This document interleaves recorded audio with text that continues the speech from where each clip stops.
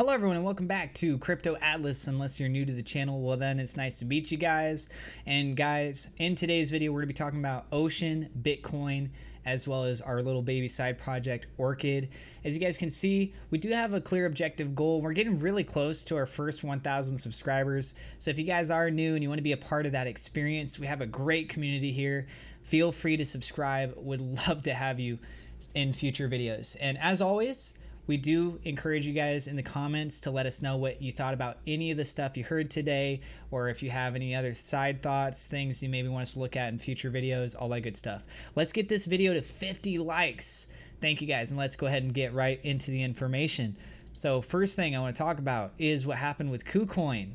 This is actually important because it leads into one of these cryptos. KuCoin restarts deposits withdrawals for Bitcoin Ether following the $281 million hack.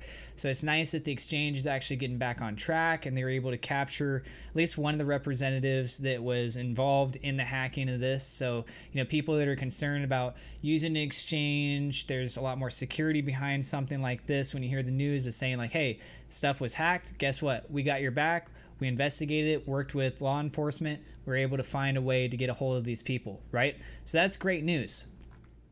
Other projects like Ocean Protocol, which is one of the cryptocurrencies we're talking about today, have returned recovered coins to KuCoin wallets, though the amount involved wasn't disclosed. So the fact that they identify a specific cryptocurrency was involved in the process of recovery, that actually led to some really good bullish signs for the daily for Ocean Protocol, and we'll show you that on the chart itself. So this is one thing. Next thing that we got is a 2016 level massive Bitcoin price volatility spike might be near. In 2016, following years, guess what? We ended up following from 2017 to 2018 with a major price action moving up to the $20,000 level. So this could be a good leading indicator that a run is beginning to happen. And this is in reference to the Bollinger Bands. So for the first time since 2016, the Bollinger Band width of Bitcoin dropped below 0.95. The Bollinger Band is a widely utilized technical indicator that evaluates the volatility trend of an asset and might signify that a huge volatility spike is imminent.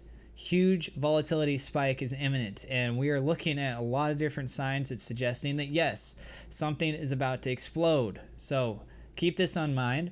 Next thing that we want to go ahead and talk to you guys about is the Blue Wallet. They add a privacy feature, PayJoin, for Bitcoin transactions. Announced Wednesday, Blue Wallet's update allows two parties to mix coins in one transaction to decrease the likelihood of the exchange being traced. So a lot of people that denounce the idea of Blue Wallet, saying that it's not really a good function, it has all these other issues. Well, guess what? Here's a positive note that's just come out behind something like this. PayJoin is a type of coin join, what they say on their tweet, where both the sender and the receiver coordinate to build a Bitcoin transaction. So that's very interesting news. Following up with that, hackers moved more than $26 million in Bitcoin stolen from Bitfinex in 2016. Is this bullish? Is this bearish? Well, if we take a look at what we were just talking about with over on KuCoin, right, we're tracing the movement of all this stuff.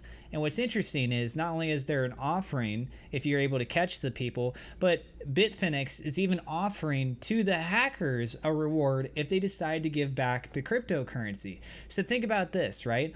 You're trying to hack this stuff and steal it and move it into places. You got to find buyers that are willing to take something that's being traced over the exchange.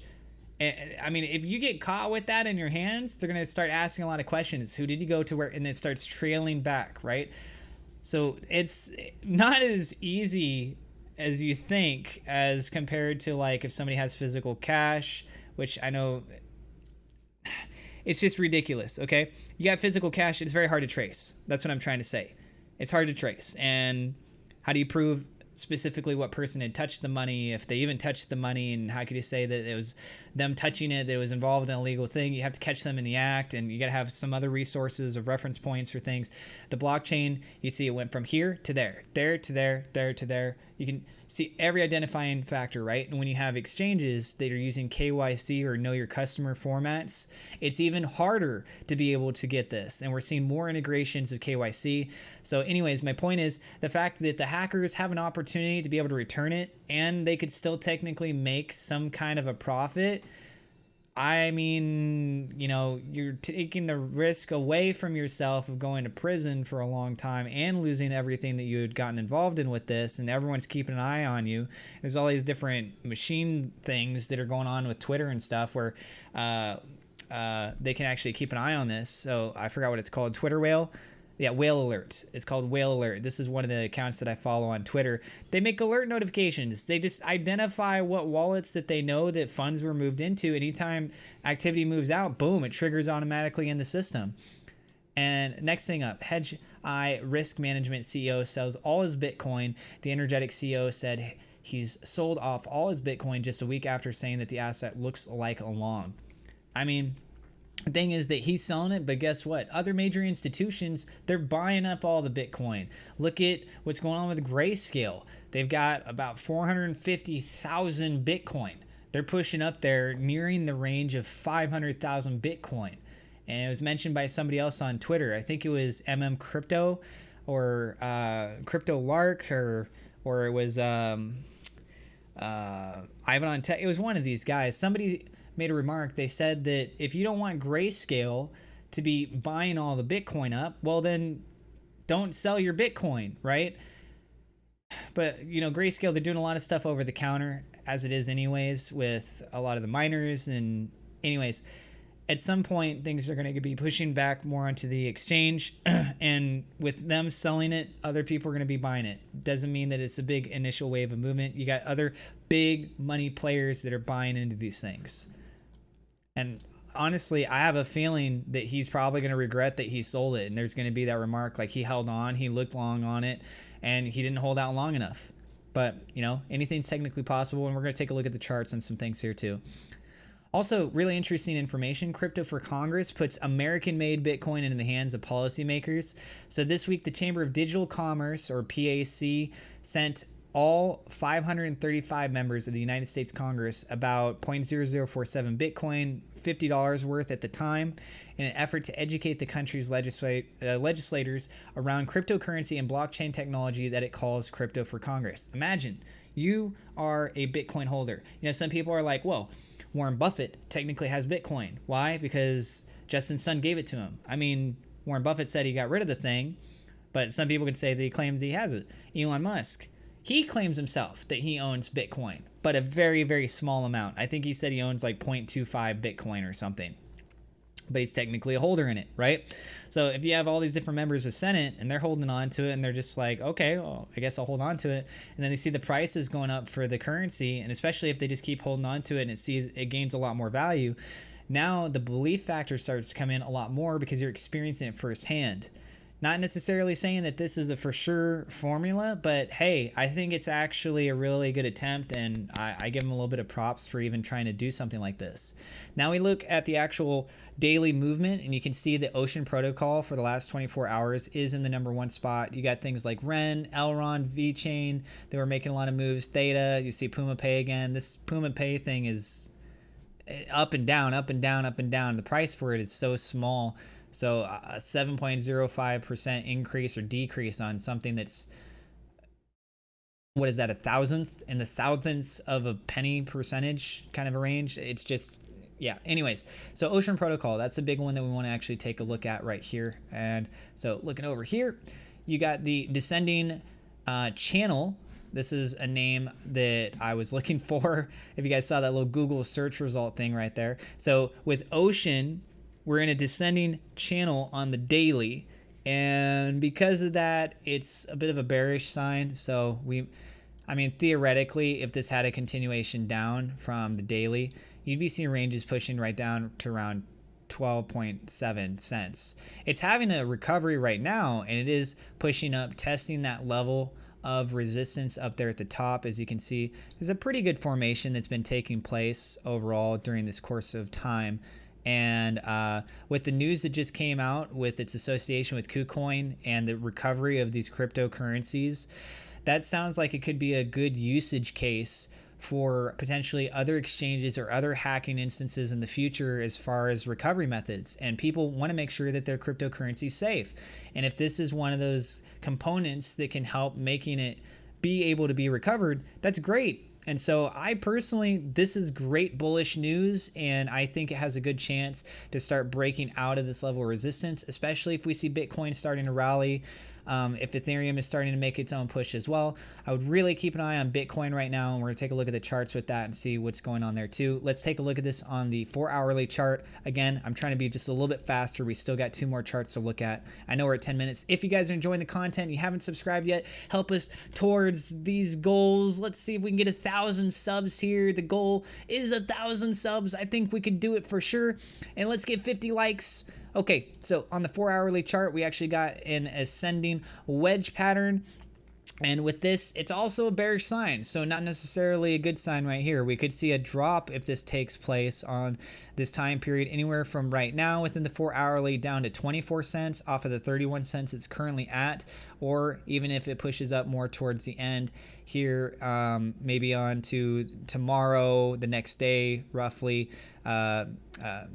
It's more or less likely tomorrow. If it does have a drop down, we could be looking at like around 27 cents. But I think it's much more likely that it's actually going to be pushing up. Again, if we actually go back to the daily side here, and I move this out of the way, you guys can see that the 21 EMA formation, this yellow line that's up across the top here, if we break this level of resistance is set up on top in the Fibonacci retracement levels, this will give us into the next region zone of the 0.236, and then that dropping RSI, it's starting to converge.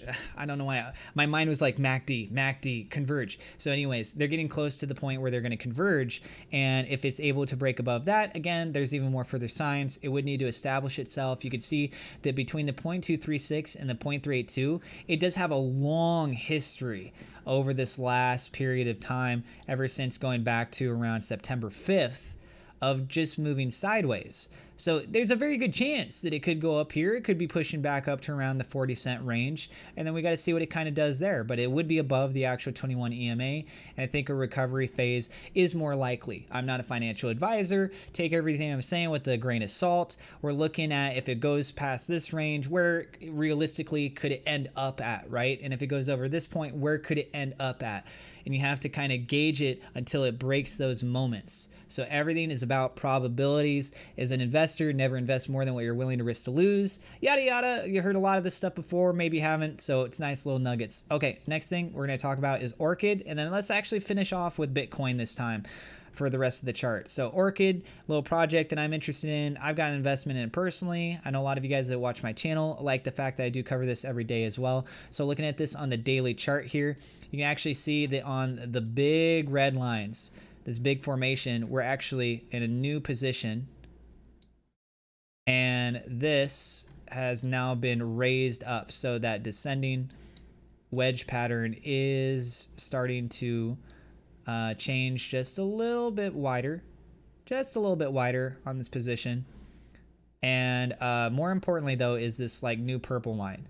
So if we look at it on just a little bit more of a micro position instead of a really, really big long position here on the daily, then you can see we do have a descending wedge pattern, which is the same thing. So we got 2 different instances of descending wedge patterns that have really formed, right? So more likely case of it having a breakout. We had this unfortunate big drop. There was that big negative news that took place with the exchange hack, with, you know, you got this stuff going on with Donald Trump talking about no stimulus checks and just a lot of uncertainty with things, right? And so that caused this massive drop for Bitcoin. It caused a massive drop with this. You saw the whole market taking place. So it's not saying that this is a bad designed coin. There's just a lot of unfortunate circumstances in the space that's taking place. And so then we take a look over here on the 4-hourly, and you guys can actually see the formation in the purple line. Again, this is the primary focus right here. This is an ascending wedge pattern, an ascending triangle pattern that's taking place. And we could also see another further continuation off of this. So I'm more bullish in this principal design format than bearish as of the moment. It's very close on the 4-hourly to that 21 EMA, but the big more focus is what we want to keep on is the daily. So ideally this needs to try and break above 26 cents before it can start having a lot more rally support movement. Until then, it's been just kind of wanting to keep form down. And I don't know if it's manipulation at this point that's preventing it trying to go down, but we do see a lot of stuff going on in the market.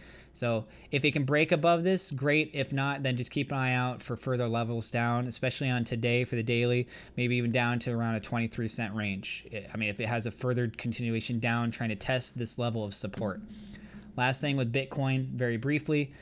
Again, my videos are all turning out long, but I'm trying to give you as much information of major stuff as I can, as short of a period of time as I can. So looking at this on the, let's go to the daily here. The daily, you can see that it is essentially in a symmetrical triangle right now. And we're going to see more than likely that big pop that we're kind of talking about here happening just within the next couple days, guys. And it's tapping right off that 21 EMA. You can see that here. These two instances here, it tried passing through, but then it was a fake out and had to drop down. The level $11,000 is going to be a big contested level right now because there's a big sell wall that's taking place, I guess, over on Binance. But hypothetically, if this does have a breakout, we could be seeing levels pushing all the way back with this. And I mean, we're talking about volatility. If this was to push on the upside, we could be pushing past the $12,500 level. And let's be honest, if it breaks $12,500, there's not much room of resistance. It's really going to be taking place. It's essentially empty air going up to $14,000 unless major institutions like Grayscale darn, I just forgot the name of the other one. Anyways, Grayscale and the other people that are major holders, right? If they say, hey, I want to take my profits now before it hits the $14,000 range, which I don't really know why they would do that because there's nothing really stopping it from going to $14,000. But let's just say it has that rally, right? So we could see it breaking above $12,500 here just in the next couple days. But what's really concerning is that if you push it on the bottom line, you can see this dark blue line that I have, right? This dark blue line, you know what that actually signifies? And it basically falls right on line with that is the top. Ever since we hit $20,000, pushing down to $14,000, a continuation down, right? From that $12,500 rate, and just kind of runs through. This essentially is putting that bounce or touching that top. And it would almost potentially be a new bottom low right there before it has a continuation further up. So if it drops down, you're looking around $8,600, and it would be below the $10,000 range again. And that sentiment pushing below $10,000, it might feed through if the CME gap gets filled. More people, if some of the major holders are like, you know, it's dropping too fast and they want out too, it could have a big impact, a big impact. So very, very cautious times right now with this. On the 4-hourly chart, same thing you can see with the symmetrical triangle based pattern that's being formed right here. And what you can also see, though, if we zoom in a little bit more, that's pretty interesting. What looks to be forming is actually an inverse head and shoulders pattern right here. And this is actually a good bullish sign because this level of resistance at the top, that's essentially the neckline.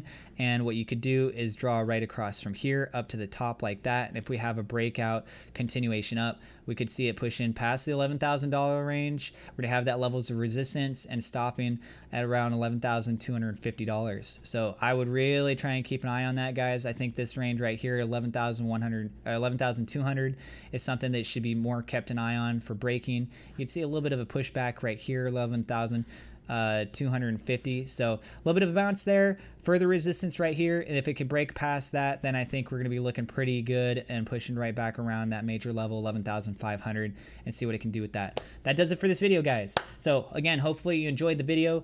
I tried my best to make it shorter, and oh my God, can you imagine if I didn't try to make it shorter, what this video would have been. So I hope you guys enjoyed. Please don't forget to subscribe if you haven't. Let's try to get this to 1,000 subs, guys. 1,000 subscribers. Oh my gosh. I feel like I'm Crypto Lark right now. I love that guy, man. Love his energy, love his attitude. That guy's cool. Should check him out too if you guys haven't seen him. And also, if we can get 50 likes, and drop a comment. Let me know what you thought about everything we said today, or if you have anything else that you want to talk about, feel free. I highly encourage you guys to do that, and I highly encourage you guys to look down there to see what people are saying too. It's not just my voice. This is a community-based channel. Thank you guys, and I'll see you in the next episode.